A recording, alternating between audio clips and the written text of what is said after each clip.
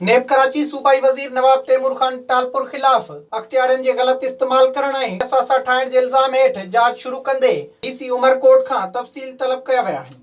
नेब अख्तियारनि पारां लेटर जारी करे 6 मई ते नवाब तैमूर टालपुर खे बि तफ़सीली बयान ॾियण ऐं पुछा ॻाछा लाइ नेब कराची ऑफिस में तलब कयो वियो आहे। नवाब तैमूर टालपुर खिलाफ़ नेब जांच लाइ उमाणियल लेटर में साल 2000 खां हेल ताईं उमरकोट में मुक़रर थियल डिप्टी कमिश्नरनि जा नाला पिणु तलब कया विया आहिनि, जॾहिं त टाउन कमेटी कुनरीअ में आयल सालियानी गिरांट ऐं 2008 खां हेल ताईं कुनरी तालके में आयल सरकारी तरक़ियाती स्कीमनि जा तफ़सील ऐं मुकमिल ऐं अणमुकमिल स्कीमनि जा पिणु तफ़सील बि उमाणण जी हिदायत कई वई आहे। जॾहिं त नेब पारां कुनरी पॉलिटेक्निकल इंस्टीट्यूट जे 2007 ऐं 2008 दौरान मंज़ूर थियल किरोड़े रुपयनि जी स्कीम जा बि तफ़सील तलब कया विया आहिनि। होॾां सूबाई वज़ीर नवाब तैमूर टालपुर चयो आहे त गुज़िरियल 3 सालनि खां नेब वारा मुंहिंजे पोयां पइजी विया आहिनि ऐं अजायो मूंखे तंग करण लाइ हर 6 महीननि खां पोइ मुख़्तलिफ़ ज़िलनि जे डीसीज़ खे ख़त लिखी असासनि जा तफ़सील तलब कंदा आहिनि। हुन चयो त आउं ख़ानदानी सियासतदान आहियां, मुंहिंजी साख खे नुक़सान रसाइण लाइ अजाई प्रोपेगेंडा कई पई वञे। विज़िट कयो अवामी आवाज़ मीडिया ग्रुप जी वेबसाइट